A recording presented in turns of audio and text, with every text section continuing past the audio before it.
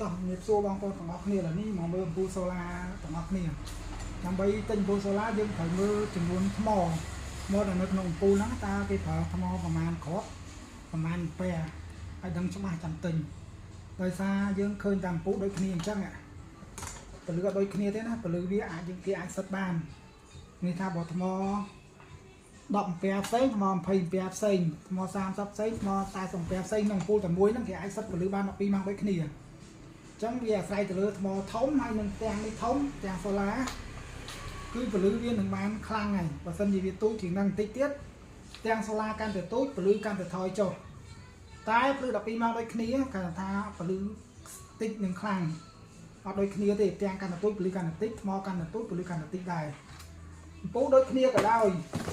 អំពូលអញ្ចឹងមិនឲ្យតែឃើញអំពូលអញ្ចឹងគឺពលឺដូចគ្នាទេអត់ដូចទេដោយសារយើងមើលថ្មមួយណាធំផ្ទាំងមួយណាធំអំពូលហ្នឹងភ្លឺជាងហើយ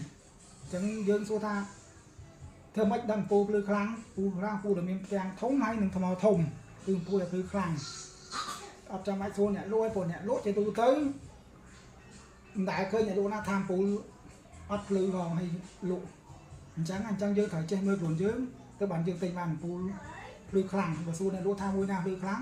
មួយណាភ្លឺខ្លាំងដល់10រៀលក៏ភ្លឺខ្លាំងណាអញ្ចឹងមានតែប៉ុណ្ណឹងទេ